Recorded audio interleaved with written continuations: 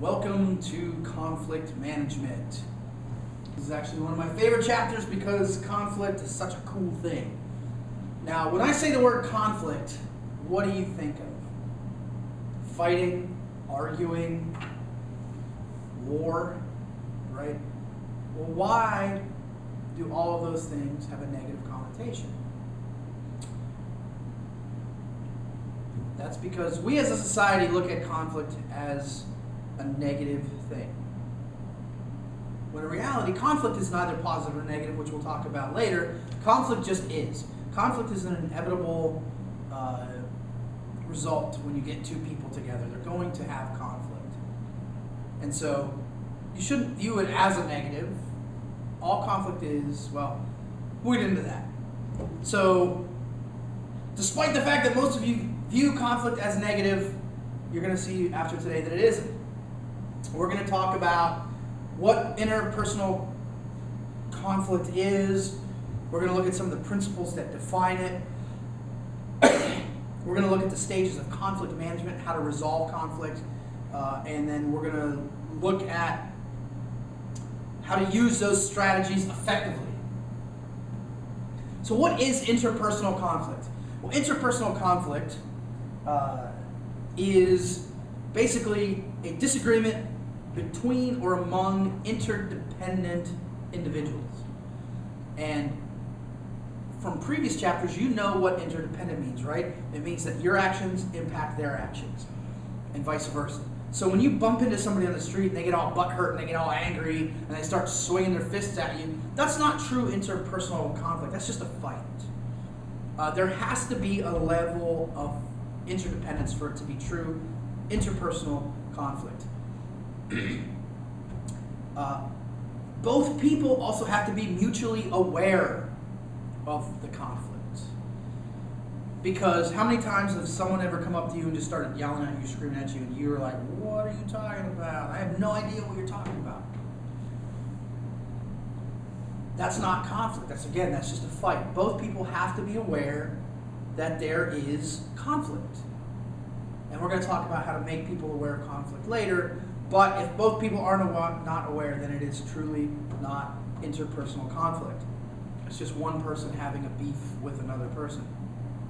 And then the last kind of part of the definition is that the people involved have to perceive that the other person's goals interfere with their own goals, right?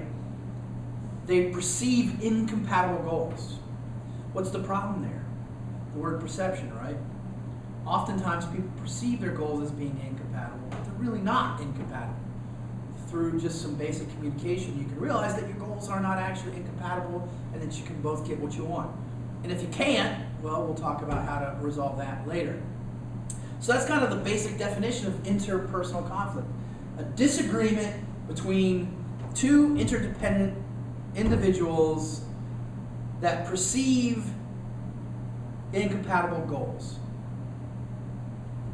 Now, there are a lot of myths surrounding conflict that help foment the image of conflict as being a negative thing.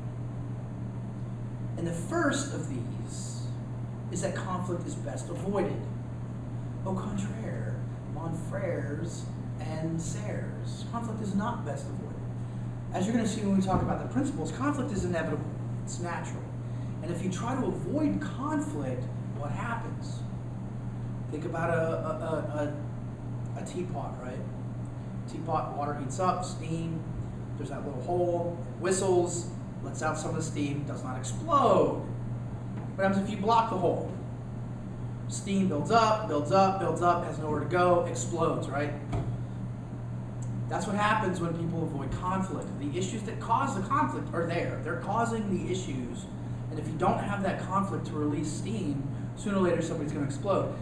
This is when you read about it in the newspaper the next day, right?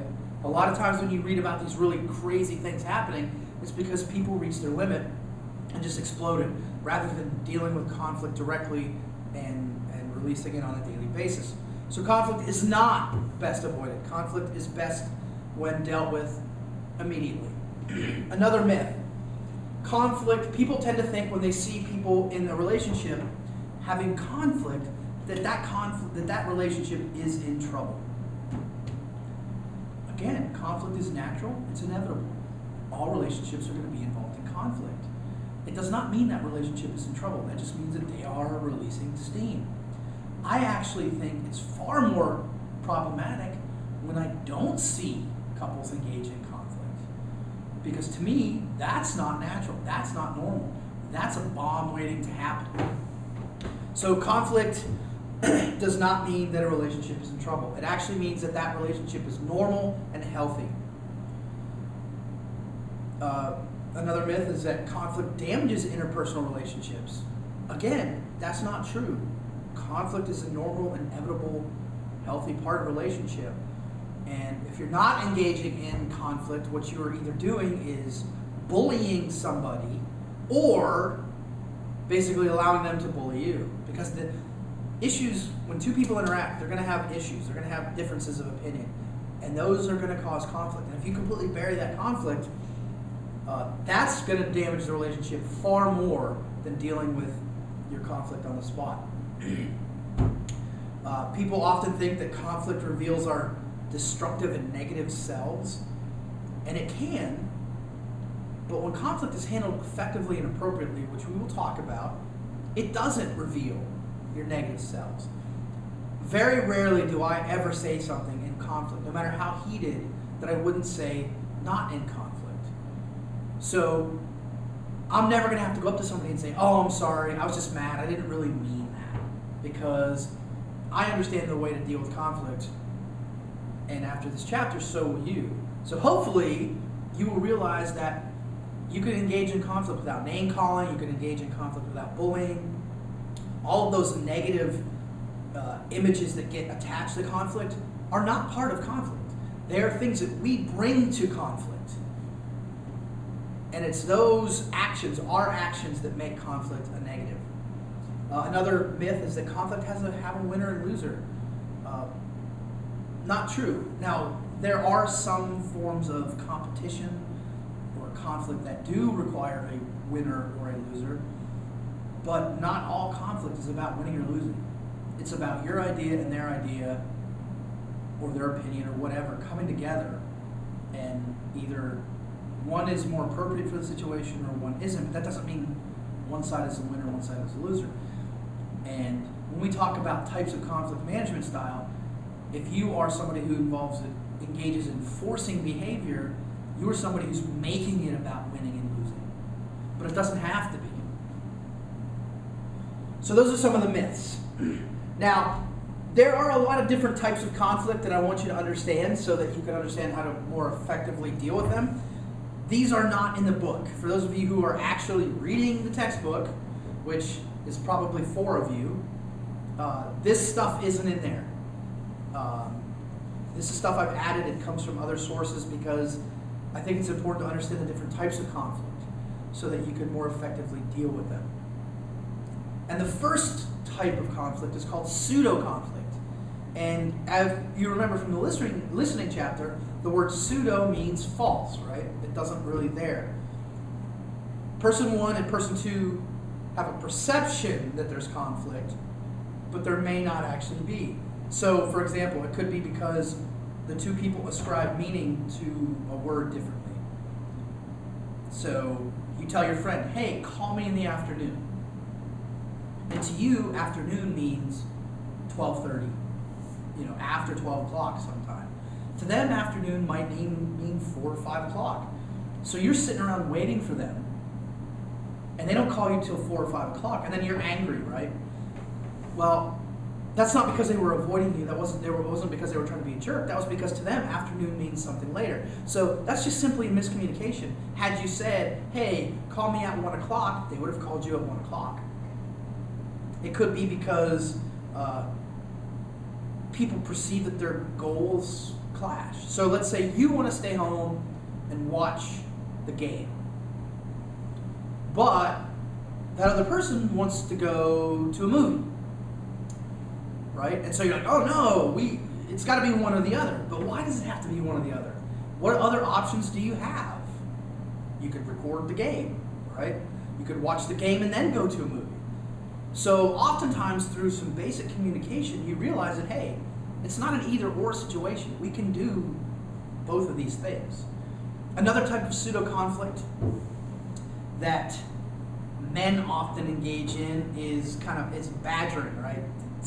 Men tend to tease each other, they taunt each other, they give each other grief, they bust each other's chops, whatever you want to call it. That is also pseudo-conflict.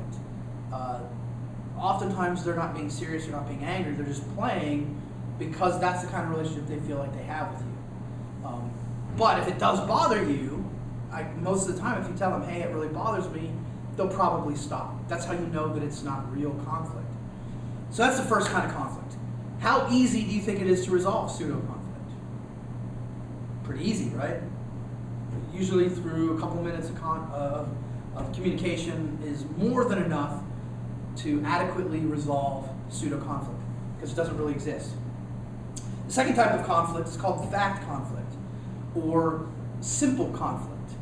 And this is basically a dispute over a piece of information, a fact, right? Is it true? Is it false? You believe it's true, they believe it's false. Simple as that. I believe that, this person was Rookie of the Year in 2014. No, this person was Rookie of the Year in 2014. How hard is that to resolve? Well, considering we all have these on us, pretty easy, right? One of you is incorrect, one of you is correct in most cases. Look it up. Very easy to resolve. Then we get into one that's a little bit more tricky to resolve, and this is value-based conflict. And values are people's innate moral beliefs. And they become tricky because not everybody's moral code is the same. What people believe religiously or what people believe politically aren't going to be the same, so oftentimes those are tricky to reconcile with one another. And if you can change them, which is very hard to resolve, this is why Christians and Muslims have been fighting for 1,000+ years, because those are deep-seated religious beliefs that those people hold. So they're always going to be fighting. If you can change them, it's going to be a long, slow process, basically where you chip away one little bit at a time, right? You don't try to change people. You're not trying to change your opinion. It's just one little bit at a time to try to resolve those sorts of conflicts. It just doesn't happen usually.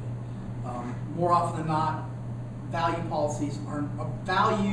conflicts are never resolved. Another type of conflict is policy conflict, and this is about whether or not we should or should not engage in some behavior, some course of action. Should we go to this movie or should we go to that movie, right?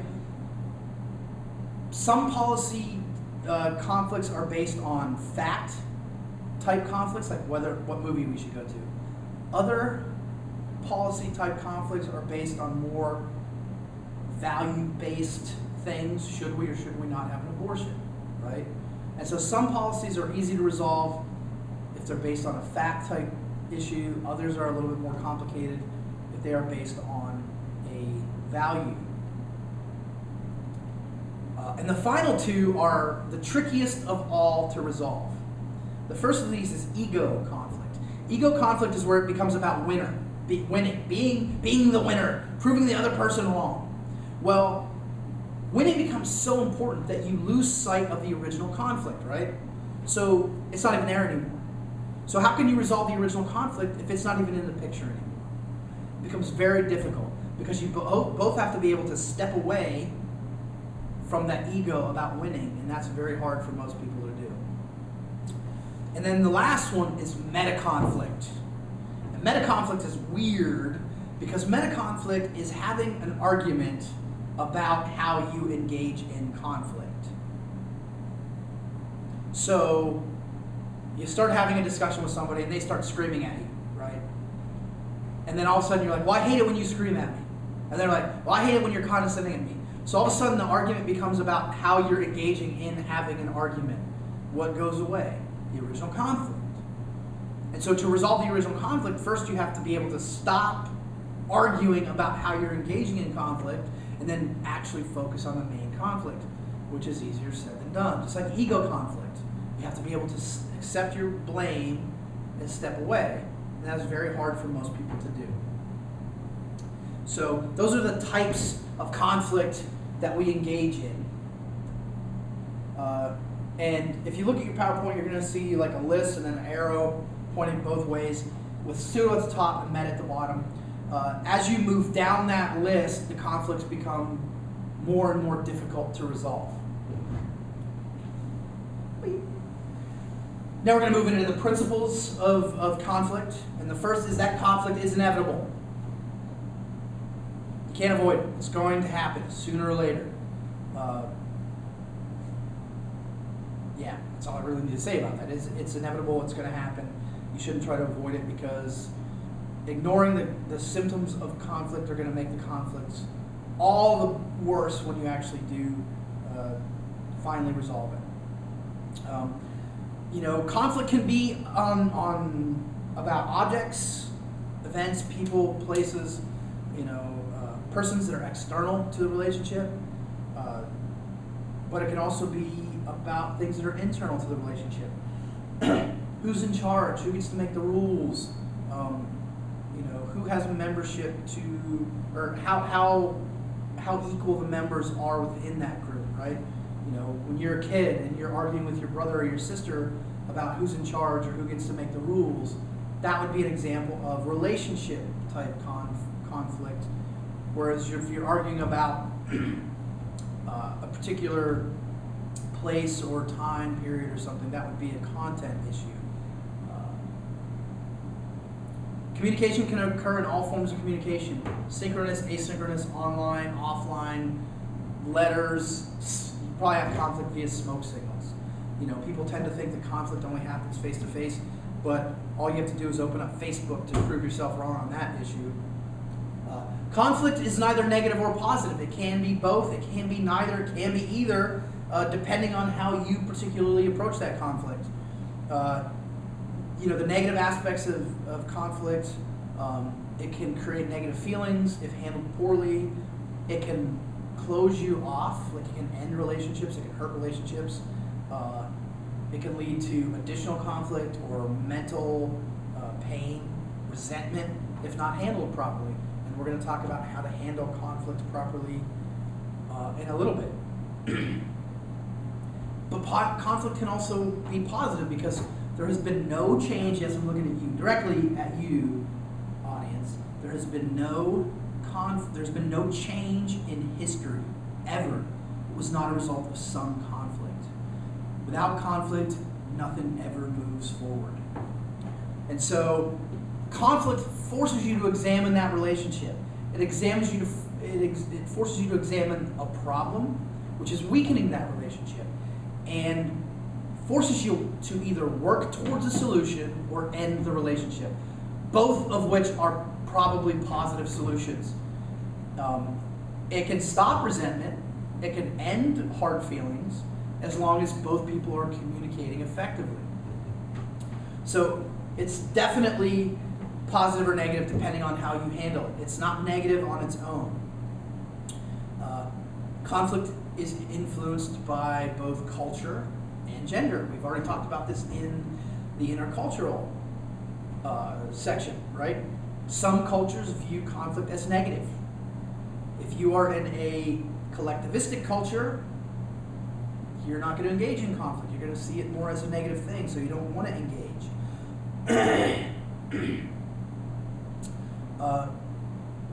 Your culture might also influence the things that you actually have conflict about. Everybody from different cultures is going to have conflict over different things because they have different cultural practices, different cultural beliefs, different cultural values. And when you're mixing cultures, those things can definitely have an influence how you approach a conflict. Gender influences conflict. Men tend to withdraw more from conflict, which seems really weird. I personally don't withdraw from conflict. Maybe it's because I understand the positive possibilities of conflict, that I actually embrace conflict and push conflict when necessary. But in general, men are more likely to run away from conflict. Women are more likely to approach conflict from a perspective of trying to talk about it and resolve it. Where, again, men tend to run away from it. Women are more apt to reveal negative feelings than men are. Because remember, men, we don't talk about our feelings very often. So for men, it becomes more of a butting head thing than a communicative thing. Men tend to be more logical when they communicate, where women tend to be more emotional when they communicate. Now, you individually may not follow those general guidelines, but as a whole, in our culture, that's how the genders kind of approach conflict. So it certainly does impact how we engage in conflict. So those are the principles. Oh, the last principle is each of the conflict styles, conflict management styles, which we're going to talk about next, have consequences. Positive and negative consequences. Because they have different levels of concern for the self and for the other. And as I go through the different conflict management styles, you are going to see some of the possible ramifications and consequences of those different styles. So that's what we're going to talk about next. Next is conflict management styles. And there are 5 of these. The first 3 are what I call the base management styles. These are the ones that you are born with. These are inherent to your personality. Jesus, it's like a hurricane out there. And these are I consider these our default settings. So when I go through these 3, every one of you in the audience, your default setting is going to be one of these. Now, you may have learned to overcome that default setting, but your base setting is going to be one of these. And the first of these is avoiding, or often called withdrawing as well. Same thing.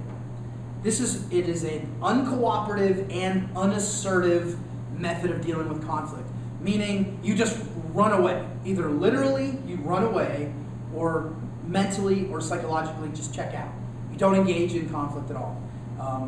It's a lose-lose situation, right? Because nobody's leaving any better off. The conflict is not getting resolved. Avoiding conflict is terrible because the causes of the conflict are still there. And if you are running away, you're hurting that relationship. Now, that doesn't mean that there are times when avoiding might be the best way to do it. For example, maybe the issue that you're having conflict about, or perhaps the person you're having conflict with, is irrelevant to you. It doesn't really matter. So why are you going to engage in conflict when it doesn't matter? I have a hard time with that one because to me everything matters. So if I'm talking about it, it matters to me. So the fact that to some people things don't matter is just a weird concept to me. Perhaps the other person is not even aware that you are having an argument, that you disagree with them, so you just walk away rather than start conflict when they don't even appear to perceive conflict to be existing in the first place. Maybe one of you needs to calm down, right? And so rather than stay and beat a dead horse or make people get angry or maybe do something that you regret later, you walk away to cool down a little bit. But for the most part, avoiding is a negative because it's not actually resolving any conflict. The second one is called accommodating. And accommodating is where you say, you know what, you win, I lose. Right? You're satisfying their need, but completely giving up your own. It is cooperative, so you're working with them, but it is unassertive. You're not standing up for yourself. It's a I lose, you win situation. Again, it's negative because you're not actually resolving any conflict. You're just allowing that other person to win. Your issues that you're having are still there, and they're still going to be causing problems. And if you don't resolve them, like I said before, it's going to explode. And that's never good. Now, again, like avoiding, there are circumstances when accommodating might be the way to deal with conflict. maybe when the issue is not important, but the relationship is. So you don't want to damage the relationship over an insignificant issue. Again, this is something I have trouble with because to me, everything's important. So oftentimes I will damage relationships because I argue about something that's stupid. And I know this, and I try to avoid it, but it still happens. Maybe you're trying to create goodwill with people, right? When you first meet new people, you get to a new job, you see things that bother you, you want to engage in conflict, but you know you should not do it right now because you want to set a good example. Maybe you're dealing with intercultural issues, and so there's conflict happening, but you don't want to make assumptions, you don't want to be culturally insensitive, so you basically say, you know what, for now, that's how we're going to deal with it. I'm going to allow you to win and I'll lose for now. And then the last of the default settings is competing or forcing, as it's also known. This is uncooperative because you're not working with them, but it's assertive, meaning you're standing up for yourself. It's a I win, you lose situation, right? You don't care about the relationship. You don't care about anything but winning. That's what's important in any problem. But again, like the other ones that are negative, you're not actually resolving conflict. You're just bullying somebody. Like the other two so far, there are times when this might be useful. You know, when it's a life or death kind of situation. You don't have time to argue. Don't do that. You know, perhaps you know you're right. You have the evidence on your side, and you're just trying to protect somebody. You know, like a parent, when a parent tells a kid, don't do that, you are forcing your will upon them because you're right, you know you're right, and you're just trying to protect them. Maybe if somebody's taking advantage of you and you actually stand up for yourself, that's an example of competing or forcing in a conflict situation. But like the first two, this is generally a negative default setting. Now, how many of you out there consider accommodating to be your default setting? How many of you consider forcing or competing to be your default setting? How about avoiding? How many of you consider avoiding to be your default setting? Again, don't overthink it because most of you are saying, well, neither, none of those things. Well, I disagree because you know better. You know that these are negative, so of course you're going to say, no, I'm not one of those. I'm talking about your default setting. When you came out of the womb, one of these was how you deal with conflict from an early age. It's only later when we learn from society that we change those behaviors. And then we talk about two additional conflict management styles that tend to be more positive. The first of these is compromise. I hate compromise. I hate compromise because people tend to compromise first. And to me, compromise should be the last resort, not the first resort. Compromise is it's somewhere between assertive and cooperative. So you're sort of cooperative and sort of assertive, but sort of uncooperative and sort of unassertive. It's kind of in the middle. Both sides, basically you have to trade, right? It's not really win-win or lose-lose. It's both. It's a I win, I lose, you win, you lose. And that's the inherent issue with compromise. Both sides lose. And here's the thing. When you engage in conflict management that involves losing, how lasting of a solution do you think you are going to form? Go through history. Find me an example of a compromise that lasted. I can't think of any, and I've thought a lot about it. Because compromises break down, because when people walk away from a compromise, sure, it settles a problem right then and there. But the issues that were causing that problem are still around. Because often, it's those issues that people don't want to budge on. So you give up stuff that you don't really care about, and they give up stuff that they don't really care about, but the real root of the problem still exists. And so that is the inherent problem with compromise. Is you hear people say, oh, we should compromise. No, you should not compromise. You should do the next one. And then if you can't do the next one, you come back to compromise. And compromise has its pros, just like the other ones. When you should do it, when the issue is pretty important, when you don't have enough time to collaborate, when you've tried other methods and they haven't worked, that's when you come to compromise. Again, it should be the last method, not the first method. I hate compromise. What you want to do is collaborate. And I think when people say compromise, what they really mean in many instances is collaborate. And collaborating is when it's assertive, you stand up for yourself, but it's also cooperative because you work with them. It creates a win-win situation, and it uses the various stages of conflict management to resolve, which we'll talk about here in a minute. And the reason why it's so effective is because when you hit collaboration, you come into it together and you work through it together and you come up with solutions that make everybody happy. You're not giving up anything. Nobody's giving up anything. Because to make a solution viable, you both have to agree on all of it. But that's its con. It takes time, it takes energy, it takes a willingness to understand and admit that you have issues, that you are as wrong as the other person. Conflict takes two, remember, two interdependent individuals at least. And so conflict is never the fault of one person or one entity or one organization. And we often have problems admitting our own fault. So collaboration becomes difficult. But when you are dealing with important issues, collaboration should be the number one form of conflict management that you use. Period. End of story. You will see that there's a little graph. On one axis you have concern for other, on the other axis you have concern for self. You can see where they all fall in that graph. You can see compromising is square in the middle. And to me, anything that's square in the middle, it's wishy-washy, and that should be the last resort.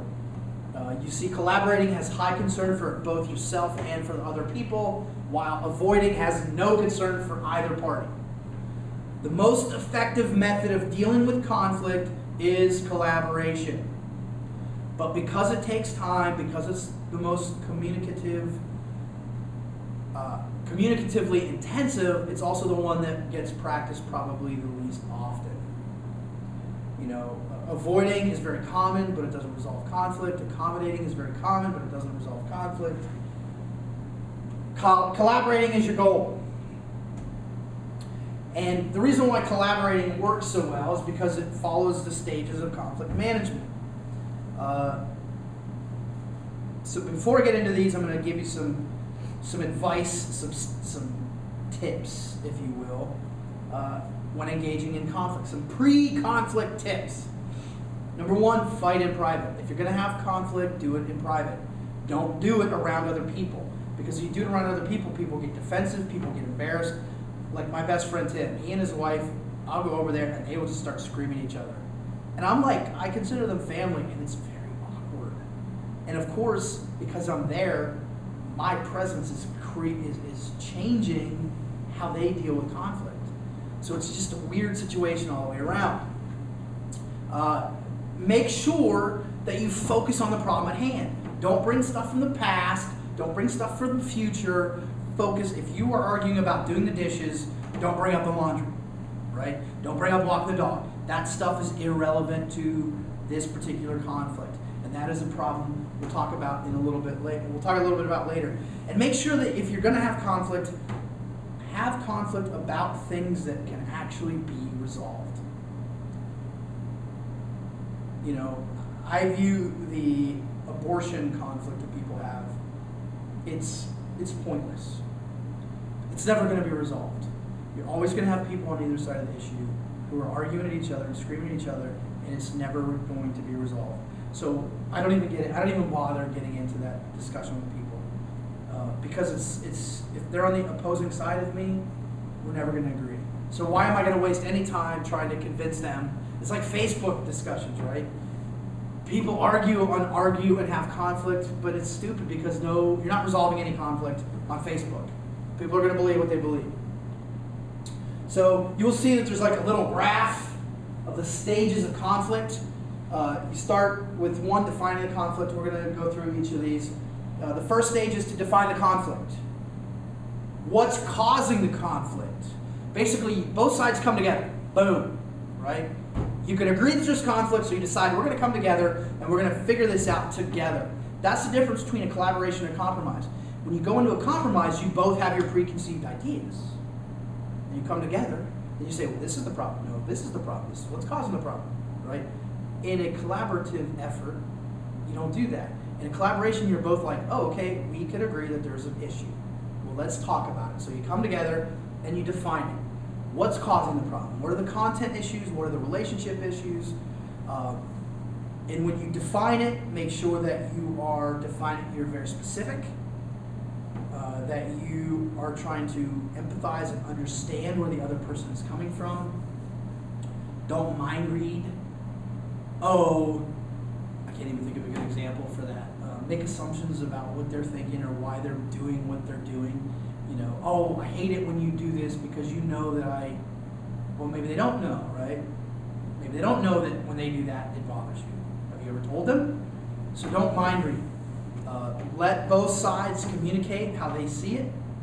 Come together, and I guarantee you, it might take time, it might take effort, but you can probably come to a version of the problem and what's causing the problem that you both agree with 100%. It just takes time and effort, and most people aren't willing to do that. And people are like, wasn't that a compromise? It's not a compromise because you're not giving up anything. You are literally defining it together until you find a definition that you both agree with 100%. If you don't agree with it 100%, you only sort of agree with it, well then that might be a compromise. But that's not what you're supposed to do here. You define it to the point where you both agree with it, 100%. Ask questions, engage in open communication. So you define it. Then you have to examine possible solutions. But before you can examine possible solutions, you have to create a set of criteria that a possible solution will meet, right? So you have this problem that you've agreed on that has a set of problems or causes which you've agreed upon. So now you have to say, okay, for a solution to work, it has to have these 4 things that you both agree. Yes, I agree with that, I agree with that, I agree with that, right? And you talk until you agree on a list of criteria that any solution must have. And you're like, well, isn't that a compromise? No, again, it's not a compromise because you're not coming into it with a preset idea of what needs to happen. You're communicating together. So the end result is a product that you were both happy with. And if you're not happy with it, then keep going until you are both happy with it. So once you get that list, right, you start examining them. Which one of these, you start kind of coming up with solutions. Okay, what about this? Does it meet these criteria? No. Then you throw it out. How about this one? Oh yeah, that meets the criteria. Okay, we'll put that in the possible. How about this one? No. How about this one? Yeah, it looks like it does. So right, that's what you do. You come up with, you brainstorm some possible solutions. You compare them to criteria that you've agreed upon. And obviously, it should be win-win. Both people should gain from any possible solutions. People shouldn't be giving up. If you are doing this properly, nobody's losing anything. Both sides are gaining as much as the other side.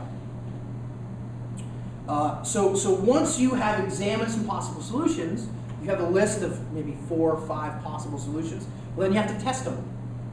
Put them into practice. Think about it. Do I think this is going to work? Is this a solution? Is this a viable solution? Well, then once you've thought about it, actually try to put it into practice, if you can. Sometimes you can't put it into practice. It's kind of an all or nothing situation. But if you can try it out, right? Why do you think we do test drives in a car? So we can try it out. Do the same thing. Set it up temporarily to see if it works. If it doesn't work, you evaluate. Well, that's the next step, is you evaluate it. Did it work? If it didn't work, what made it not work? How can we fix it? Right? And so that's the next step, would be to evaluate it. When you're testing, make sure that both people are comfortable with it and that you have actually given it a chance. Because a lot of times when people will be offered a solution, they'll try for 10 seconds and they'll be like, oh, it's not going to work. Well, you got to give it time. Things don't happen immediately. And once you start evaluating, there's an exercise called the 6 thinking hats. And I've seen this in a lot of different communication contexts. And this is a good one here. Because what happens is we tend to think a certain way. It's our frame of reference. Everything leads us to think a certain way. But when you're evaluating a solution, thinking that same way can be a negative. It can be a downside because you're going to think the way you always think. But if you use this exercise called the 6 thinking hats, what you're doing is you're shifting your perspective a little bit. And so you're thinking in a different way. And you have the fact hat, the feelings hat, the negative argument hat, which is basically devil's advocate, looking at the downsides of possible negatives. You have the creative hat, the control of thinking hat. And each one of those hats does a different thing. The fact hat looks at the facts of the issue. Is it factually, does this work? Feelings hat looks at the emotional aspects of the problem and the solution. The negative argument hat looks at the possible downsides to the solution. Each one of these hats is just changing the way you view the problem so that you're not looking at it the exact same way every single time. How many of you have ever written a paper, proofread it 3 or 4 times, turned it in, and then gotten a bad grade because you missed all these mistakes? That's because your brain isn't seeing them anymore. It goes back to that perception thing from way back in the second section, where if we don't expect there to be problems, there's not going to be problems. And if you expect the solution to fail, it's going to fail, right? Self-fulfilling prophecies. So by putting on these different hats, and I've actually literally done it in classes where we brought different hats, and we put on the actual different hats, just as a physical reminder, what you're doing is you are changing that expectation for your brain. And it's just a little shift, but it's enough to help you see it from a different perspective. And then, of course, the last one is you either accept it or reject it. Did it work? Yes. Did it work better than anything else? Yes. Then that's the solution. Did it work? Yes. Did it work better than anything else? No. You get rid of it, right? Did it work? Nope. You completely get rid of it. Now, if you reject it and you can't come up with anything, you have to go back to step 1. Because chances are, if you cannot come up with a solution, it's because you didn't properly define the problem. And so you're trying to solve a problem without understanding that problem. So you have to go back to the beginning. If you look at that flow chart from the beginning of this section, you're going to see that. It goes down, down, down, and it comes to reject. And if you reject, you go back up to step 1.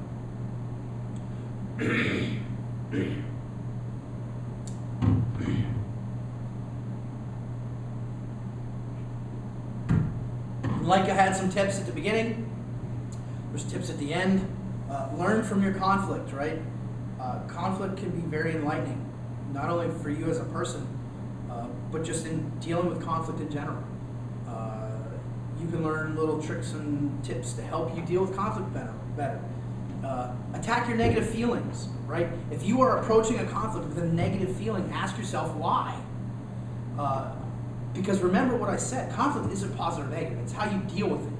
And if you are approaching it from a negative mindset, there's probably a reason. And so you want to ask yourself, why does this bother me so much? Why am I coming into this with such a negative mindset? And try to address that. Because if you're coming into something with a negative mindset, it doesn't matter what the other person does. They're never going to make you happy, right? They're never going to suffice. There's nothing that's ever going to suffice because you're going into it with a negative view. Find ways to make rewards bigger for both people. Any possible solution should amply reward both parties. And so those are the conflict management stages, especially when applied to collaboration. Now you can see why collaboration is not done as often as it should be, because that is a process. It takes time, it takes energy. But if it's a conflict that's important, if it's a conflict that matters to you and to the other person, you should want to resolve it the most effectively. And that would be through those stages, which leads to a solid collaboration. And the last thing we're going to talk about, which is also not in the textbook, is destructive behaviors that get in the way of effectively dealing with conflict. And the first of these is called non-negotiation. And this is where you simply refuse to discuss anything. You don't listen to their argument. You essentially ignore them. And you can either do this through steamrolling, which is where you just hammer it away. You're engaging in forcing or competing style of conflict management. You're just beating on them until they're like, okay, whatever you say. Or you can do what's called gunny sacking. And gunny sacking is when you store up grievances as you move through life, and you put them in a bag. And then when you go to engage in conflict, you start pulling stuff out of that bag. Right? Even if it has nothing to do with the conflict at hand. So again, you're having conflict about the dishes, doing the dishes, and you bring out the fact that he didn't put away his laundry a year ago. That would be an example of gunny sacking. Those are both negative behaviors that are non-negotiation behaviors because you're not listening to the other person. Don't do it. Another issue is ascribing motives, and ascribing motives is basically assuming you know what the other person is thinking. You assume that you know what they're thinking, you assume why they're angry, you assume why they're upset. Never do that, because I guarantee you 9 times out of 10 you're going to be wrong. And I'm sure many of you, especially those of you who are out there who are of the male persuasion, have said, oh, I understand why you're angry, and then they just get more angry because you don't actually know.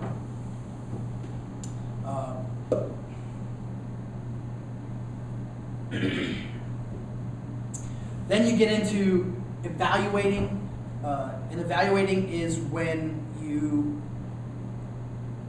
approach a conflict from the perspective of it's their fault. So you use you messages a lot. I hate it when you do this. When you do this, it pisses me off. When you. All that does is leads to resentment and defensiveness, right? Because people feel attacked, as they should feel attacked. If you're you should use I messages. We'll talk about that. That's actually the last section. We talk about how to be better at dealing with conflict. But one of them is to not use you messages. Obviously, using controlling behavior, using forcing, using power in a negative way, coercive power, which we'll talk about in the next chapter, to basically control individuals. That's never, effective conflict management behavior. Manipulation, which is called strategy. You're manipulating them somehow, some way. You're trying to. If anybody ever tries to make you feel guilty, that is a destructive conflict management behavior, because they are trying to manipulate you into feeling a certain way so they can get whatever they want out of you, whatever that thing is. So when I hear those commercials on TV that are trying to get me to donate money, to me that's an unethical, coercive strategy designed to make me feel guilty to give them money. Superiority, when you're presenting yourself as superior to everybody else. I'm sure you all have that friend who kind of presents themselves as always right, the superior, and all you're doing is making everybody else feel defensive. Neutrality, where you appear uncaring, like you don't actually have feelings. Nobody wants to feel like they're engaged in conflict with somebody who doesn't care, right? Because if it matters enough to you to engage in conflict, it matters to you. So the fact that it doesn't appear to, affect them bothers most people. And this is where often guys and girls have issues. Because in our culture, guys are, for so long, have been taught to be unemotionless, stoics. And so then when the more emotional females engage in conflict, and the man's like trying to remain stoic, the women's like, oh, you don't even care, you don't give a crap. And that's not necessarily true, they just don't know how to show it. So guys, what I'm telling you is don't do that. Emotions are okay, especially when you're dealing with conflict. And certainty is another negative behavior. Being a know-it-all. I have trouble with this one because I am a know-it-all. And all it does is makes people defensive. It happens all the time. People actually enjoy proving me wrong because they believe that I'm a know-it-all. They actually have created a verb called kimbering. Whenever they're engaged in any kind of behavior and then they Google something or they pull out a piece of information that is a fact, they call it kimbering, which is funny because I consider it a compliment. They do it as an insult, but I consider it as a compliment. But it does cause problems, and it can cause problems when dealing with conflict management. You also want to avoid counter-blaming, right? Conflict takes two to tango. You need to accept your part of the responsibility of that conflict, not put all the blame on the other person. Face attacking. You know, if you go back to the culture chapter, we talked about the idea of face, that public self-image.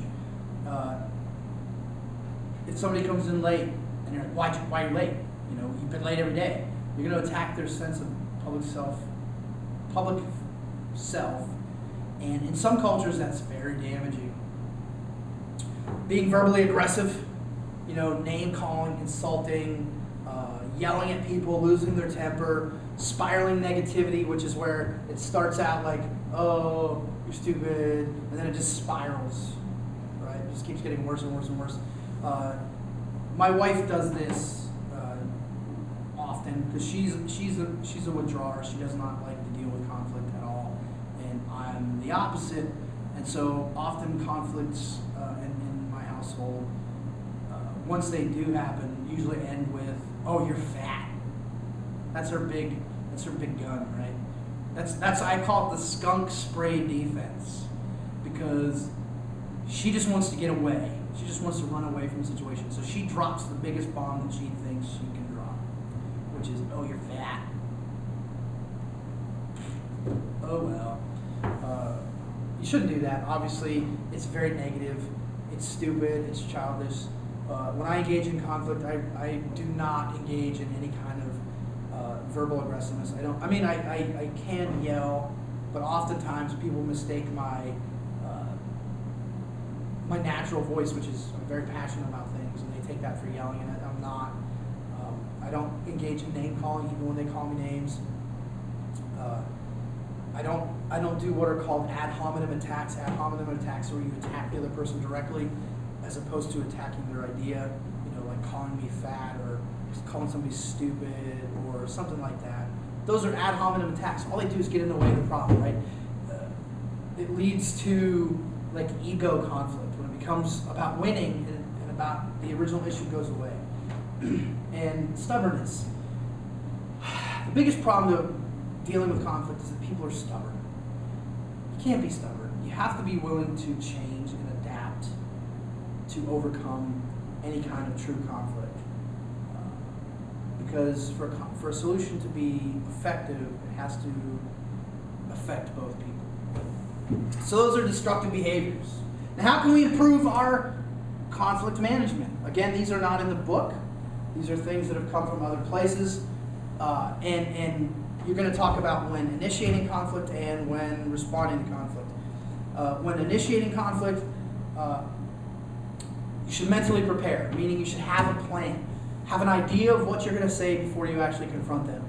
Because if you don't, what's going to happen? You're going to end up calling each other names and yelling at each other, right? But if you have a plan, you can stick to that plan. No matter what they do, you stick to your plan.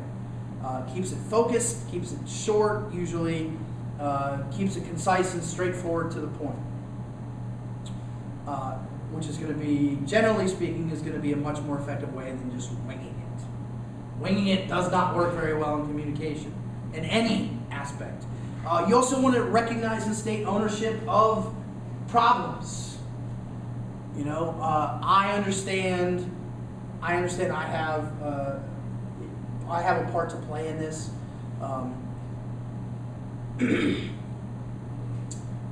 Not blame shifting, not putting all the blame on them. When you talk about conflict, you shouldn't use I statements. You should describe the issue in the terms of behavior, consequence, feelings. When you go to the casino and spend all of our rent money, yes, you use the word you, but it's not a directly attacked because they can either say, yes, I do that, or no, I don't do that. It's a fact. And lose all of our rent money, that's a consequence. It makes me feel like you don't care about this relationship. Feeling. They can't argue with feeling. We're going to talk about that in the empathy chapter. You cannot tell somebody how to feel. You cannot argue with them. When they say they feel a certain way, you can't really question that. As opposed to saying, you piece of crap, when you go to the casino, and lose our rent money, I hate you, right? Obviously that is full of issues. When you go to the casino and lose our rent money, we can't pay our rent, it makes me feel like you don't care about this relationship. Behavior, consequence, feelings. Don't blame shift, don't ascribe motives. Ask them questions. Why do you keep going to the casino and spending all of our rent money? Don't make assumptions. You know what assumptions mean? You make an ass out of you and me. Keep it short. The longer a conflict goes, the more likely it is to devolve into name calling. Do not beat a dead horse. Say what you need to say, stick to your plan, and then once you've done that, if it's just starting to devolve, walk away.